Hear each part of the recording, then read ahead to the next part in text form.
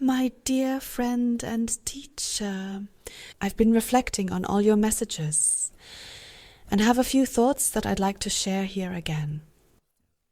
Maybe you can tell me something about it. I have experienced contact with the deceased in different ways, and you have, it was mentioned the other day, that some deceased stay at the level of planetary nature, that is on Earth. And that raised the question in me, what it was like for them, those I contacted, especially back when I was learning at the Arthur Findlay College. There, we were in nearly constant contact with the deceased, ultimately making contacts, in which we stood in front of a group, and based on the information of the deceased and the feedback from the participants of the groups respectively, gradually identified the deceased. Were these deceased individuals right there in that room when we conducted these sessions? No. What was that then? How did that work? What was it? In those exercises,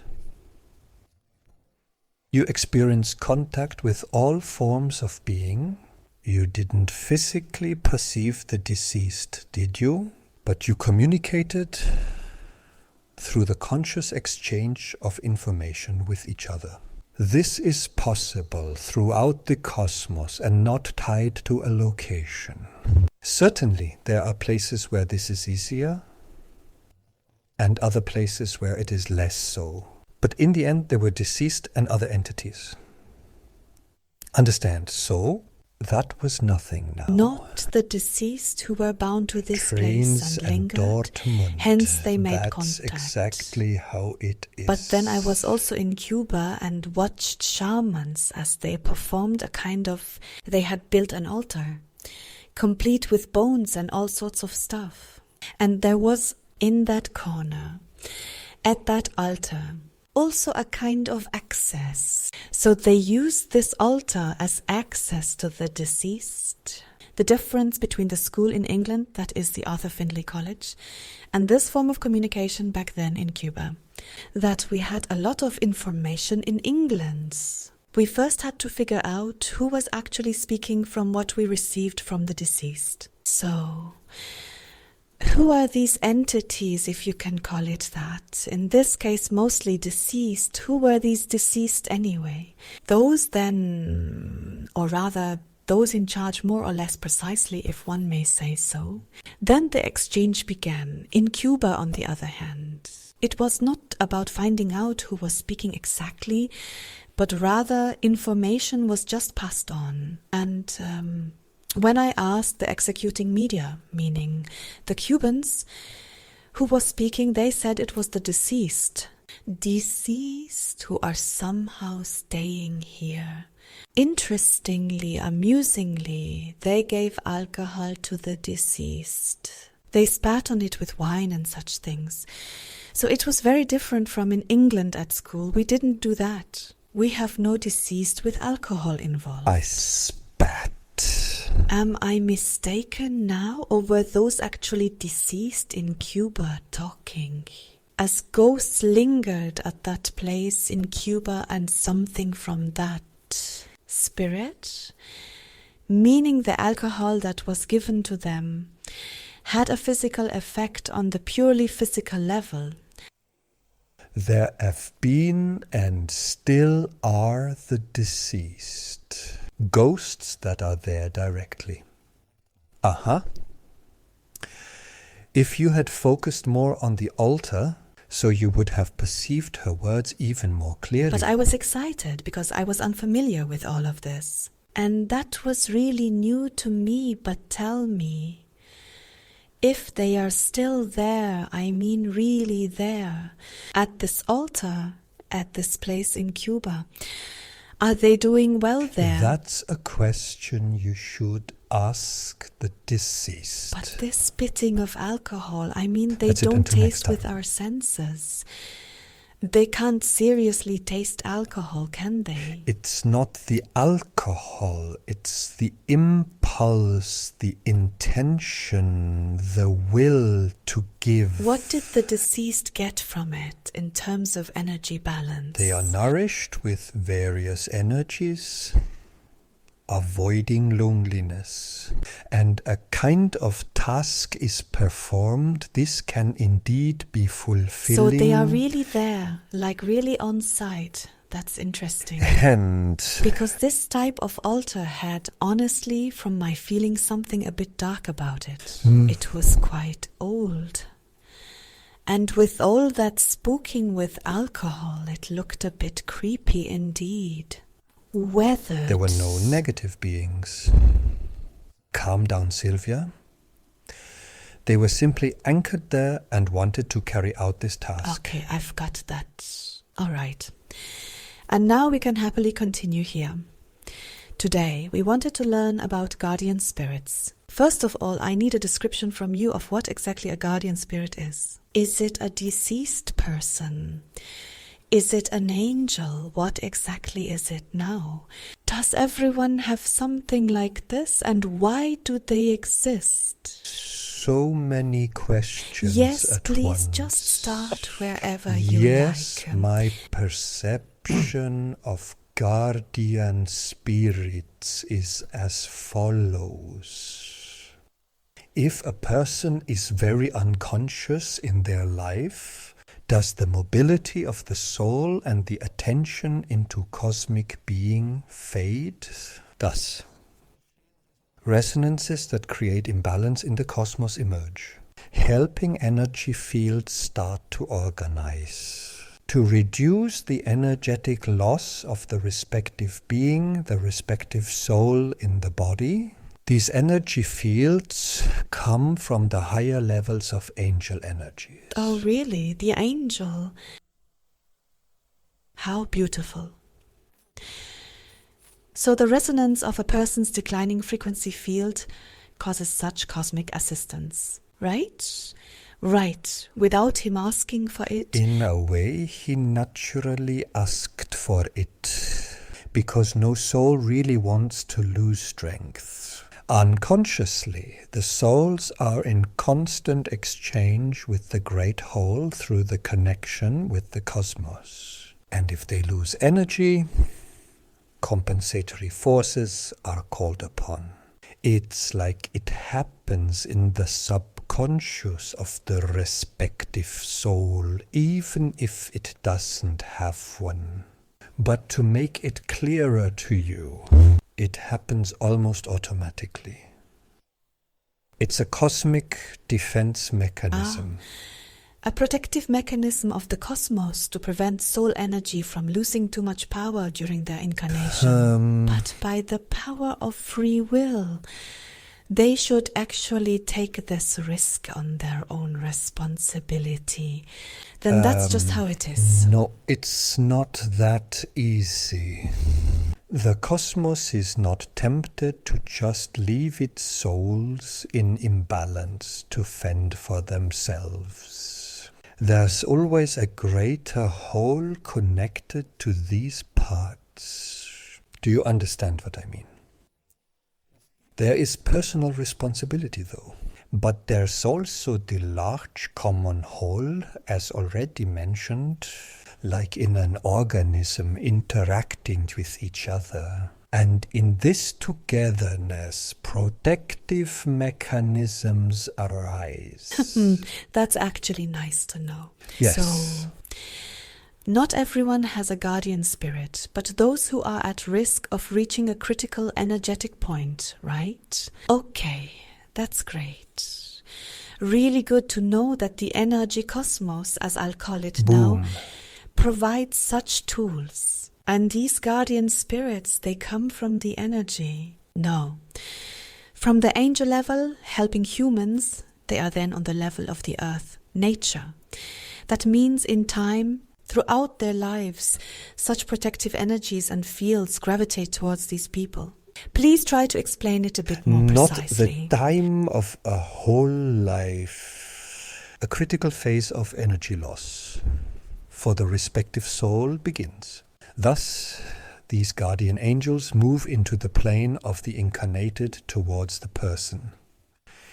To this soul, they are with him and protect the energy field of this soul with impulses and resonances. Impulses and resonances? How exactly does this soul perceive these impulses and resonances?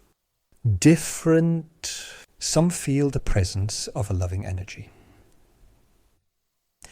Others might even hear a few words from the guardian spirit. Some don't notice it at all. Anyway, the presence affects the soul's energy field. Wait.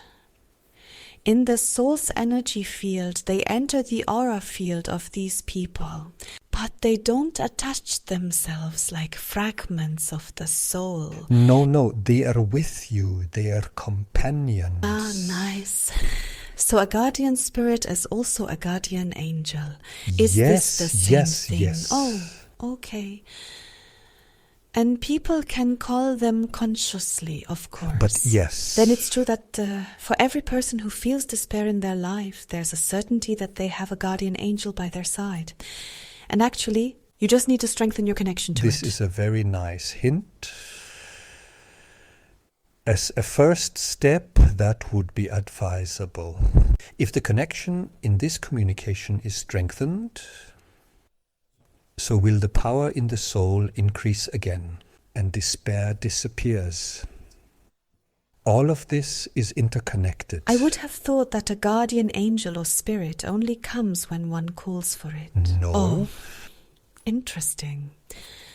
But a soul fragment that makes itself known in the lower frequency realms of the cosmos has no guardian spirit. No, because they aren't souls with a soul core, but just fragments of souls. Yes, makes sense. I understand. So, not every valley gets a guardian spirit. No, of course not. It's about protecting and nurturing souls, but not their fragments. That would be endless, you would say. Yes, that is true. That's the segment. These guardian spirits or guardian angels. Can you describe to me a little more vividly what they're like? So, you've already given a picture of the angels, but do they really look just like angels now? Yes. So not somehow bigger or smaller, just like angels in the original, but indeed with a specific caring role for a period measured on earth. That's how it is. That's beautiful, really nice to know. It will comfort people a lot that they can always call upon a guardian spirit, and those who can't will still have one assigned to them. Really nice and calming to know. But how does one summon a guardian spirit or guardian angel? If you feel the need to strengthen and establish contact with your guardian angel, then pray. Ask them to make themselves more present.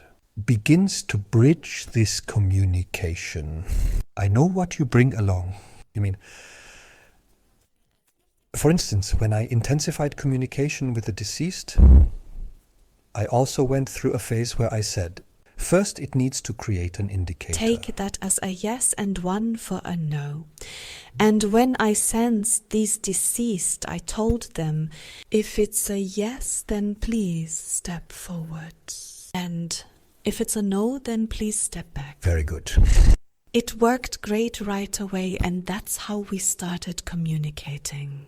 Just a simple yes-no. You can communicate with yes-no too, and so the deceased simply told me. I could tell they were agreeing, without them explicitly saying yes, or me even clearly seeing their face, let alone needing to hear them say it. Now, is it a yes? Others can see it differently, of course. There are thousands of mnemonic devices one can build for oneself. One might notice that the guardian spirit... He jumps when he means yes, or kneels when he means no, or whatever. Shakes his head or nods. I think there are very, very many ways to practice this. Right? I find it very, very important and good. That you name examples here, it's like learning a language together. building up this communication piece by piece. And it won't just be a yes or no, trust me. The feeling for one another, the communication with one another will become stronger and stronger. That it doesn't just stay with the yes and no is obviously logical. What are we doing here? I just mean it's super, super more beautiful, simple. Stands up. Yes. And I've immortalized him here so that you can, listeners, you might want to try contacting someone who has passed away if you're interested and don't know how to communicate with them. Tell me. And when a soul is strengthened in its power, then the guardian spirit simply leaves, right? Yes, and they return to the greater whole. Because they know the souls now have enough power to move and change themselves, to grow. On Earth, one might get a bit sentimental after having been through thick and thin together. And then at the end, somehow, parting ways. On Earth, one does not feel this connection. As without bodily love, you know that? The souls always know each other in connection. And even if the guardian spirit no longer dwells right next to the soul, on the plane of the incarnated, so they remain connected to each other. That's not the question, is it? Yes. Yes, of course, you are absolutely right. So whenever that soul needs help again, that very guardian spirit comes. Or does another one come? It can also be someone else, depending on the need, the problem, and the potential.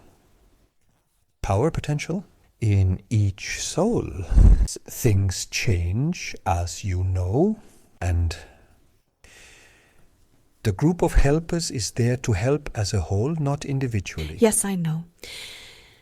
Okay, I'd like to ask a bit more in detail about the areas of influence of such guardian angels.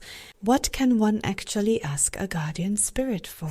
Do you have any thoughts on that? Yes. Please speak. If you need help materializing a wish, thus the guardian spirit can help accelerate the necessary resonance fields. If you need support in communicating with others so it goes smoothly and easily, the guardian spirit can support this. If you generally desire impulses from the cosmos that enliven, accelerate, and purify your path, then the guardian spirit can direct these impulses to you. When you ask for purification in your soul, the guardian spirit can accelerate it by putting the purifying impulses into the fields. So all this, of course, only upon your request. The energy is with you to help, and she needs guidance. Most often it happens to unconscious people through soul impulses, which you don't consciously perceive as such. But you could consciously perceive and direct them. If people also have the desire for conception, a guardian spirit can accelerate this. There are so many examples where the help of the cosmos can be called upon. Can and the guardian spirit forms the bridge to the subtle planes, and thus throughout the cosmos. He is close to you, and thus as an ambassador of the ethereal, he is, in a way, a representative of the other worlds. I understand. You can probably also just invoke a guardian spirit solely for protection. For instance, to ask for protection from some attacks, energetic attacks or something, right? But of course... Have you ever experienced a soul having multiple guardian spirits? Oh, yes. Really, that exists too? Why? Well, I don't know why, but I've seen it before. A soul that was surrounded by several guardian spirits. Have you ever looked at a soul like that? Mm-hmm. Yes. What was different about it? Her energy field was darker. Oh, what do you think about that? I mean, what were those guardian spirits there for exactly? I think their main purpose is to prevent the division and transformation of soul energy into porous layers by continuously providing positive impulses. But if I put 2 and 2 together, from what you've just told me, if a soul carries so many dark fields within, that is, it's so tainted, then she's almost unreachable, isn't she? Not unreachable, but perhaps more difficult to penetrate. It is what it is. Assistance is provided and impulses are given. Whether the soul notices and takes them up is quite another matter. And yes, self-responsible history. How many guardian spirits were there with the soul you perceive? Several, Sylvia, several. I didn't count And when them, you were out forgive on me, your but there research, were you some. experienced this very often. No, but not too little Oh, either. can you give me a few percentages? You know I'm always such an Okay. analyst. Also, Sylvia, say more or less something like that. To be exact, well, I guess 14.2%. That's a funny number. Friend of the natives. Y Well, solo- 14.2, I would have thought you'd say something like 10 or 30 or something. But 14 is If you kind of don't so... like my answer, I'm sorry about that. Oh, I took the group of perceived multiple guardian spirits and invited them to the other perceived inclusions. I researched and stumbled upon this value. Please forgive me and I beg you, don't value it. Let's see. Sorry. You know, I just want to understand it as well as possible. That's why I'm asking. I ask. Oh, thank you. So does this mean for the souls that are generally doing well, those who are relatively strong in their potential energy, have no guardian spirits or no guardian spirits? Yes, and there's something else I want to tell you after we've laughed so much. Your pressing desire and joy in precision is the power that ultimately makes our communication possible. And for that I thank you. Thank you. So moving on, regarding the soul energies, those who are less well off have more guardian spirits. And for those who are really struggling, then there are several. That's how Have it you is. ever observed something truly extraordinary, like archangels visiting a soul? It's always just the guardian spirits, right? Why is that? Because it requires certain problematics to stay longer in the plane of the incarnated. Neither archangels nor the masters of light, or even the wise brotherhood can really do that. Can it be said that guardian angels have an extra specification compared to normal angels? A really interesting question. Yes, when you put it that way, could it be that they have some sort of special frequency or potential to endure the planet's frequencies? Are the guardian spirits also found in the plane of the waiting hall and the deceased? No. They are only with the incarnated energies, my love. You once said that conscious souls incarnate in bodies from the size of a mouse, but definitely from the size of dolphins. Everything that belongs to the dolphin group also carries souls within them. So if they have souls, do they also get the chance to have guardian spirits? Like the dolphin group? But of course. It's funny to know that whales and dolphins can also have guardian spirits. But yes. When they lose their energy, right? But that surely doesn't happen often, does it?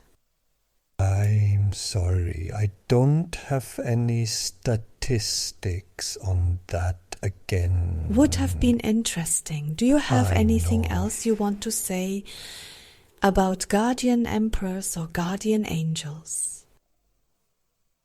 Okay, I think I have no further questions then. Let's end this chapter here. Please forgive my questions and my values again, but I'm all the more grateful if you at least try to make it decent, to outline. This way, we all get a picture of the big picture, and it truly is a big one. And each and every one, every single mosaic piece in it is important. So thank you once again very much, love. I hope it pleases you to hear when I tell you. The way you ask questions helps me learn more and more. Exciting. Thanks, love. That's it.